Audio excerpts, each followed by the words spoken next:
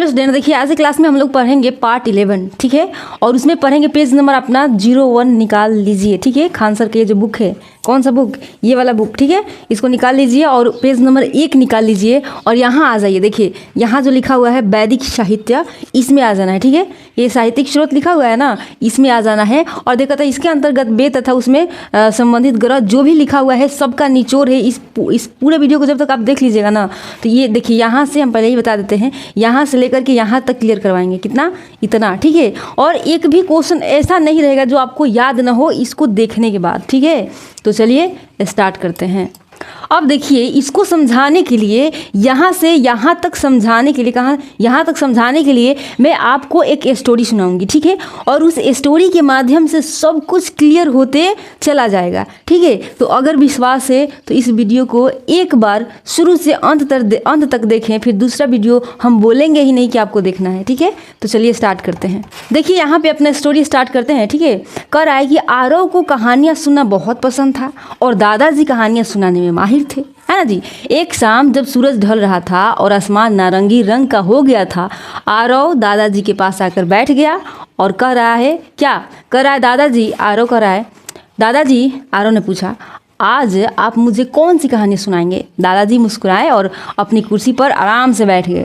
आज मैं तुम्हें कहानियों की नहीं बल्कि ज्ञान की बातें बताऊंगा, उन्होंने रहस्यमयी ढंग से कहा। आज मैं तुम्हें वैदिक साहित्य के बारे में बताऊंगा। तो चलिए हम लोग भी दादाजी के साथ में सीखते चलेंगे, ठीक है।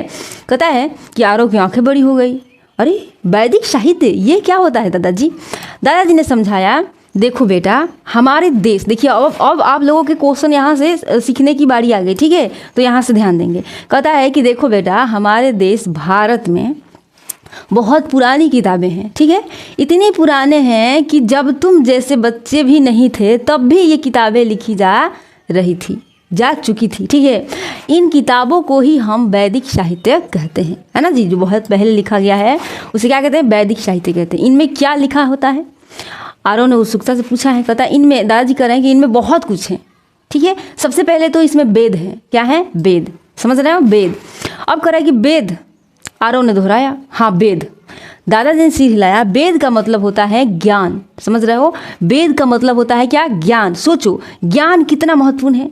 ये इतने पुराने हैं कि लोग इन्हें सुनकर याद करते थे। समझिए अभी हम लोग देख कर कितने सारे विधि अपना रहे हैं, लिख कर ना।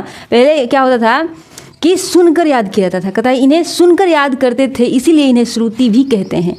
इस जो वेद को क्या कहते हैं? इसे श्रुति भी कहते हैं। श्रुति का मतलब है सुनी हुई बात।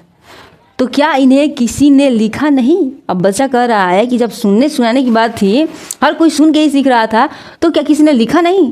आरव ने पूछा।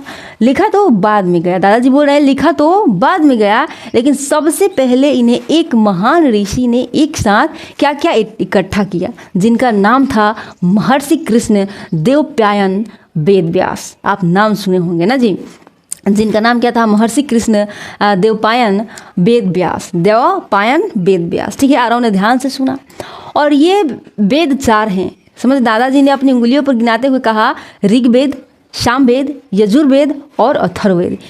तो ये किताबें हमें क्या सिखाती हैं? आरव पूछ रहा है कि तो ये किताबें जो हैं ऋग्वेद, सामवेद, यजुर्वेद, अथर्ववेद, तो ये हमें क्या सिखाती हैं? दादाजी बोल रहे हैं कि ये किताबें हमें जीवन जीने के तरीके, भगवान के बारे में, प्रकृति के बारे में और भी बहुत कुछ सिखाती हैं। दादाजी बता रहे हैं, ठीक है। इनके अलावा वैदिक साहित्य में पुराण हैं, जिनमें देवी देवताओं की कहानियाँ, महाकाव्य जैसे रामायण और महाभारत जिनमें बड़े बड़े नायक की कहानियां हैं, है ना। और स्मृति हैं जो हमें सही और गलत के बारे में बताती हैं। आरव ने सोचा, तो ये सब बहुत पुरानी किताबें हैं जो हमें बहुत कुछ सिखाती हैं, है ना जी। अब आइए इसको, और हम लोगों तो कहानी सुन लिए और इसको एकदम आसान शब्दों में कन्वर्ट करके सीखते हैं, ठीक है। देखिए ज्ञान का सबसे पुराना खजाना किसमें है? वैदिक साहित्य में, है ना जी। अब आइए, कहता है अगर हम बच्चों को पढ़ाएं तो कहेंगे, नमस्ते मेरे प्यारे बच्चों, क्या आप जानते हैं कि बहुत साल पहले जब आपके दादा दादी भी नहीं थे, है ना जी, दादा दादी भी नहीं थे, तब हमारे देश में कुछ बहुत ही खास किताबें थी। उस समय भी एक बहुत सारी खास किताबें थीं। ये किताबें कोई साधारण कहानियों की किताबें नहीं थी, बल्कि इनमें ज्ञान और जीवन जीने के तरीके लिखे हुए थे। इन्हीं किताबों के पूरे समूह को देखिए, समूह समझते हैं ना, मान लीजिए एक चींटी है तो कोई समूह नहीं है, 2-4 चींटियाँ हो गई तो क्या है, समूह है, तो एक किताब नहीं है। कहता इन्हीं किताबों के पूरे समूह को हम क्या कहते हैं, वैदिक साहित्य कहते हैं। समझ में आया? बहुत सारी किताबों को क्या कहते हैं, वैदिक साहित्य, उसी में आते हैं। ठीक है, वैदिक साहित्य में क्या क्या होते हैं, देखिए वैदिक साहित्य एक बड़े संदूक जैसा है। ठीक है, एक क्या है, बहुत बड़े संदूक जैसा है, जिसमें बहुत सारी कीमती चीज़ें रखी हैं। कीमती चीज़ें मतलब बहुत सारी पुस्तकें रखी हुई हैं। वेद, ये इस संदूक की सबसे खास और पुरानी चीज़ें हैं। जो संदूक है ना, समझ लीजिए कि एक संदूक है, उसमें बहुत सारी क्या है, चीज़ें हैं, और चीज़ों का नाम क्या है, वेद, मतलब पुस्तक, बहुत सारी पुस्तक है, और पुस्तक है वो नाम क्या है, वेद। ये इस संदूक की सबसे खास और पुरानी क्या है, चीज़ें हैं, पुस्तक है ना। अब आ जाएंगे पुराण पे, इनमें देवी देवताओं की मज़ेदार कहानियाँ हैं। फिर आ जाएंगे महाकाव्य पे, ये बहुत लंबी कहानियाँ हैं, और लंबी कहानियाँ हैं, जैसे रामायण, भगवान राम की कहानी, और महाभारत, कौरव और पांडव की कहानी, है ना जी, ये महाकाव्य है। अब आ जाएंगे स्मृति, देखिए बहुत सारी किताबें इस संदूक में हैं। स्मृति ये हमें अच्छे काम करने के नियम सिखाती हैं। वेद, ज्ञान का पहला पिटारा। अब बात करते हैं वेदों की, जो इस खजाने का दिल है ना। वेद का मतलब क्या होता है, ज्ञान। हम लोगों ने क्या क्या स्मृति तक देख लिया, अब हम लोग वेद फर्स्ट वाले किताब पे आ गए हैं। ठीक है, वेद का कहता है, वेद यानी क्या, वेद का मतलब ही होता है ज्ञान, ज्ञान का पिटारा, है ना जी, ज्ञान का पहला पिटारा। ठीक है, अब देखिए जो इस खजाने का दिल है, ये जो वेद है क्या है, खजाने, इस जितनी सारी बुक हैं इन सब का क्या है, हार्ट है। कहता है वेद का मतलब ज्ञान। सोचो, वेद का मतलब ही है ज्ञान, यानी ये किताबें हमें बहुत सारी समझदार बातें सिखाती हैं। सुनकर याद करने की परंपरा को श्रुति कहते थे, है ना जी। पहले के ज़माने में किताबें छपती नहीं थी, गुरु अपने शिष्य को मंत्र और ज्ञान की बातें सुनाते थे, और बच्चे उन्हें सुनकर याद कर लेते थे। इसीलिए वेदों को क्या कहा गया, श्रुति भी कहा गया है। वेदों को क्या कहते हैं, श्रुति भी कहते हैं, जिसका मतलब है सुना हुआ। श्रुति मतलब श्रुति यानी कि सुना हुआ, है ना। कितना मज़ेदार तरीका था याद करने का, है ना। उस समय बस सुन के याद करो, कितना मज़ेदार, है ना जी। वेदों को इकट्ठा करने वाले ऋषि, है ना जी, ये सारे देखिए करा, इतने सारे ज्ञान को एक जगह इकट्ठा करना आसान नहीं था। ये महान काम एक बहुत ही बुद्धिमान ऋषि ने किया था, जिनका नाम था क्या, महर्षि वेद व्यास। आगे समझ में, कहते उन्होंने इस बिखरे हुए ज्ञान को एक साथ रखा ताकि हम आज भी इसे पढ़ सकें। वेद कितने भाई हैं, वेद कितने प्रकार के होते हैं, है ना, यही ना। तो वेद हैं कितने भाई, 4 भाई। वेद हैं 4 भाई, ये ज्ञान के पिटारे 4 भाइयों जैसे हैं, है ना। और इन सबको हम वेद कहते हैं, 4 भाइयों को हम क्या कहते हैं, वेद। पहला बड़ा भाई क्या है, ऋग्वेद, यह सबसे पुराना वेद है। इनमें भगवान की तारीफ में गाए जाने वाले भजन और मंत्र हैं। क्या है, कहते हैं ये सबसे पुराना वेद है ना जी। ऋग्वेद क्या है, सबसे पुराना वेद है, इसमें भगवान की तारीफ में गाए जाने वाले भजन और मंत्र हैं। सामवेद पे आएंगे, सामवेद कह रहा है कि इनमें ऐसे मंत्र हैं जिन्हें सुर और संगीत के साथ गाया जाता था। सोचो, पुराने ज़माने के गाने, है ना, सुर और संगीत के साथ। यजुर्वेद पे आएंगे तो कह रहा है कि हमें सिखाता है कि पूजा पाठ और यज्ञ कैसे किए जाते हैं और उनके मंत्र क्या होते हैं। हम लोग क्या करते हैं, अनाप शनाप किताबें पढ़ लेते हैं, है ना। ये सब किताबें पढ़नी चाहिए। देखिए फिर कह रहा है अथर्ववेद, इसमें अच्छी सेहत के लिए मंत्र, बीमारियों को ठीक करने के तरीके और रोज़मर्रा की ज़िंदगी के लिए कुछ खास बातें बताई गई हैं। क्या है, अथर्ववेद। देखिए जब आप इस तरीके से पढ़ेंगे तो देखिए इस बुक की तरफ आप इंटरेक्ट होंगे। अरे ऐसा बात है क्या, ऐसी ज्ञान लिखा हुआ है क्या जो अभी हम लोग पढ़ रहे हैं, है ना, उसके बारे में हम लोग जानते ही नहीं है। तो इंटरेस्ट के साथ साथ आप लोग पढ़िएगा, और आप लोगों को कभी मौका मिलेगा तो आप लोग इस किताब को भी पढ़ेंगे, है ना। ये जो अथर्ववेद कहता है, इनमें अच्छी सेहत के लिए मंत्र, बीमारियों को ठीक करने के तरीके और रोज़मर्रा की ज़िंदगी के लिए कुछ खास बातें बताई गई हैं, है ना जी। तो आइए, तो बच्चों ये वैदिक साहित्य हमारी पुरानी दादी माँ की कहानियाँ जैसे हैं, जो हमें बहुत कुछ सिखाती हैं और हमारे इतिहास से जोड़ती हैं। इसमें सारी बातें लिखा हुआ है, हमको कैसे पढ़ाना है ना जी। आइए, तो मेरे प्यारे दोस्तों, आप लोगों ने अभी तक सिर्फ साहित्यिक स्रोत यानी वैदिक साहित्य के बारे में जाना है ना। अब हम क्वेश्चन पूछेंगे और आप लोग बताएंगे। खान सर कह रहे हैं कि इसके अंतर्गत, वैदिक साहित्य के अंतर्गत वेद तथा उसे संबंधित ग्रंथ, पुराण, महाकाव्य, स्मृति आदि हैं। समझ रहे हैं। भारत के सबसे प्राचीन ग्रंथ कौन है, वेद। अब वेद का शाब्दिक अर्थ अभी तो दादाजी बताए थे, ज्ञान, है ना। श्रवण परंपरा में सुरक्षित होने के कारण इसे क्या कहते हैं, श्रुति भी कहा जाता है। जो सुनकर याद किया जाता था उसे क्या कहते हैं, श्रुति भी कहा जाता है। वेदों के संकलनकर्ता यानी कि एक जगह रखने वाले, है ना जी, कौन है, महर्षि कृष्णदेवराय वेद व्यास। को माना जाता है। कुल 4 वेद होते हैं, ऋग्वेद, सामवेद, यजुर्वेद तथा अथर्ववेद। इतनी सी बात जानने के लिए आप लोगों को इतनी बड़ी स्टोरी सुनाना पड़ा ताकि आप लोग कभी भूलेंगे नहीं, है ना। तो अब आप ही कहिए, अब क्वेश्चन बनेगा तो आप नहीं बता सकते हैं कि वेद का शाब्दिक अर्थ क्या है, तो आप कहेंगे ज्ञान, है ना जी।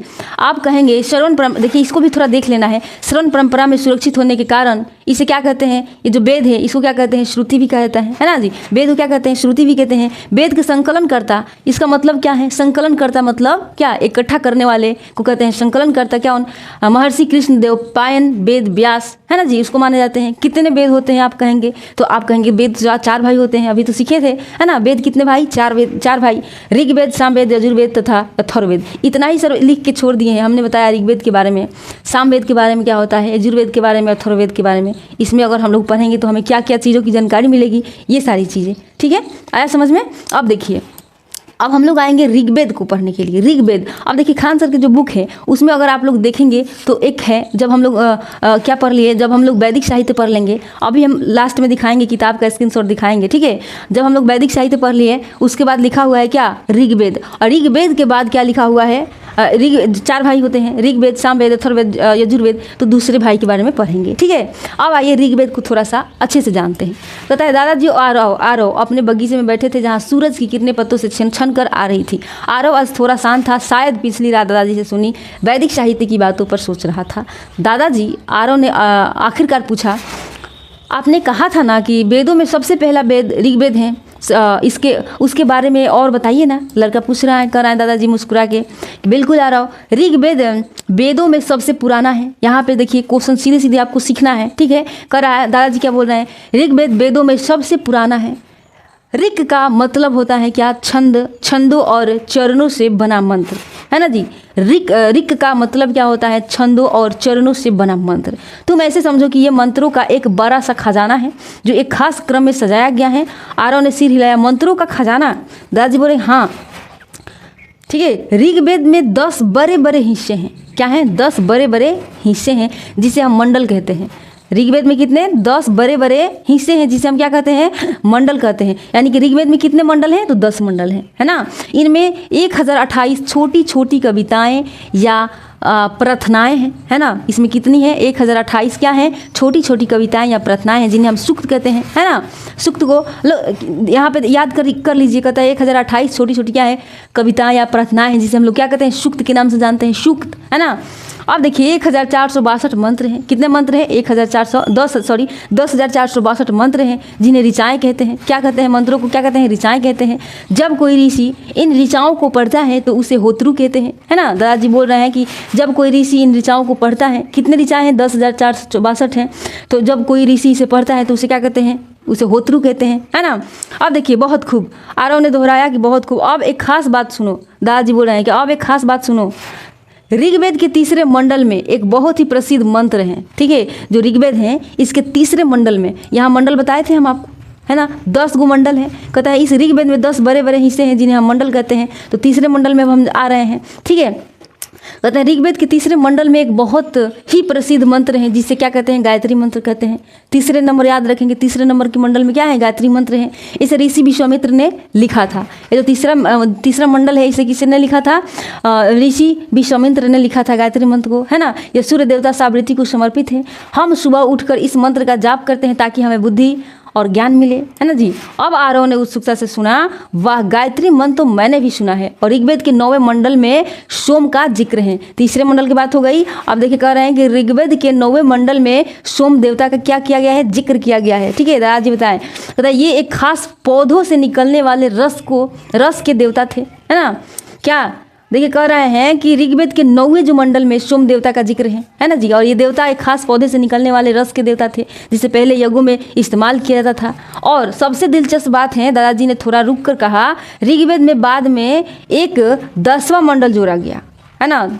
बाद में 10वां मंडल जोड़ा गया है, ठीक है। 10वां मंडल क्या है, बाद में जोड़ा गया है।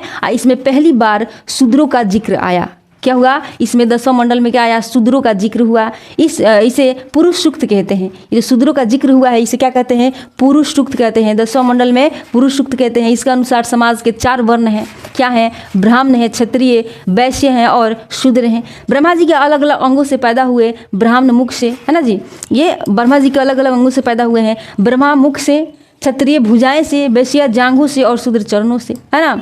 आरव ने पूछा तो क्या इनमें देवताओं के मंत्र भी हैं? दादाजी बोले हाँ बिल्कुल। दादाजी ने जवाब दिया, ऋग्वेद में इंद्र देवता के लिए 250 मंत्र और अग्नि देवता के लिए 200 मंत्र लिखे गए हैं। कितने? देखिए, ऋग्वेद में इंद्र देवता के लिए कितना? इंद्र देवता जो बारिश करवाते हैं, है ना, उनके लिए 250 मंत्र और अग्नि देवता के लिए 200 मंत्र लिखे गए हैं।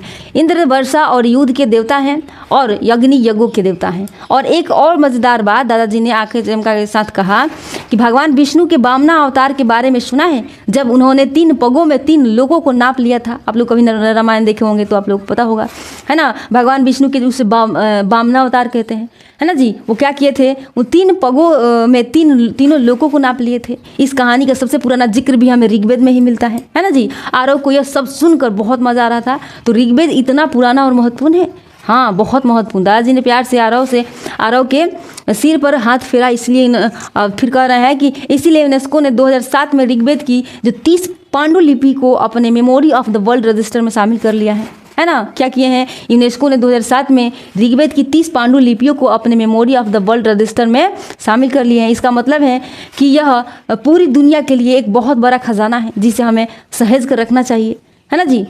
आरव ने सोचा कि वाकई ये किताब सिर्फ किताब नहीं बल्कि ज्ञान और कहानियों का एक अद्भुत संसार है ना। अब आइए बच्चों जैसे सीखते हैं, एकदम बच्चे जैसे सीखेंगे। देखिए, ऋग्वेद का मतलब ज्ञान का सबसे पुराना खजाना।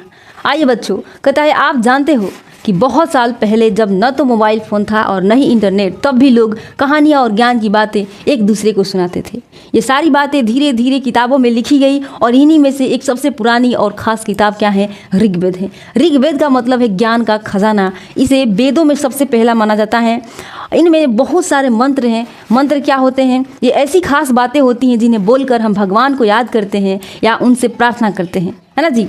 ऋग्वेद में क्या है? 10 बड़ी किताबें, यानी कि ऋग्वेद में 10 बड़े बड़े हिस्से हैं जिन्हें हम मंडल कहते हैं। सोचो, जैसे आपकी किताब में अलग अलग पाठ होते हैं, वैसे ही इनमें 10 मंडल हैं। छोटी छोटी कहानियाँ और प्रार्थनाएँ हैं। इनमें 1028 छोटी छोटी कविताएं या प्रार्थनाएं हैं जिन्हें सूक्त कहते हैं। और कुल मिलाकर 10,462 खास मंत्र हैं जिन्हें ऋचाएँ कहते हैं, है ना जी। इस मंत्रों को क्या कहते हैं? ऋचाएँ कहते हैं। मंत्र पढ़ने वाले ऋषि को क्या कहते हैं? होत्रु कहते हैं, है ना। जो लोग इन मंत्रों को पढ़ते थे उन्हें क्या कहते थे? होत्रु। ऋग्वेद की कुछ खास बातें हैं। गायत्री मंत्र, क्या आपने कभी गायत्री मंत्र सुना है? ओम भूर्भुवः स्वः, ऐसे गाता है लोग ना। ये मंत्र ऋग्वेद में ही लिखा है। इसे एक बहुत बड़े ऋषि विश्वामित्र ने लिखा है। क्या?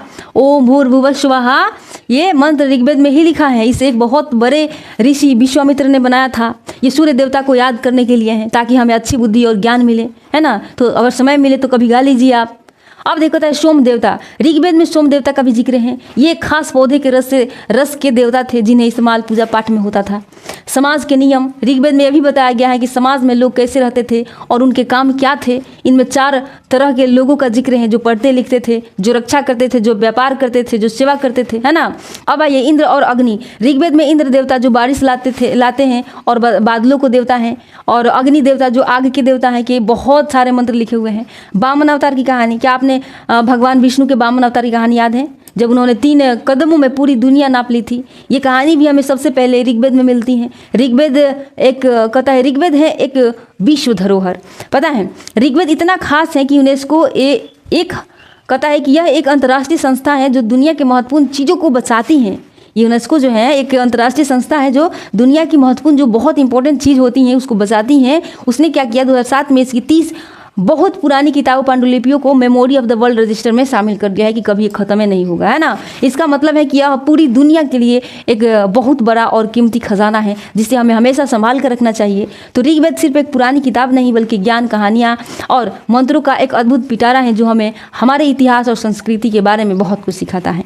अब आ जाएंगे हम लोग ऋग्वेद जो खान सर के बुक में लिखा हुआ है उस पर आप अपना पेज नंबर 1 निकाल लेंगे, और 1 निकालने के बाद आप लोग जाएंगे ऋग्वेद 1 लिखा हुआ है उसमें जाएंगे तो सेम टू सेम ऐसे ही लिखा हुआ है। तो इतना कहानी सुनने के बाद अगर आप लोगों को ये नहीं आएगा तो फिर कहानी सुनने का क्या मतलब है ना।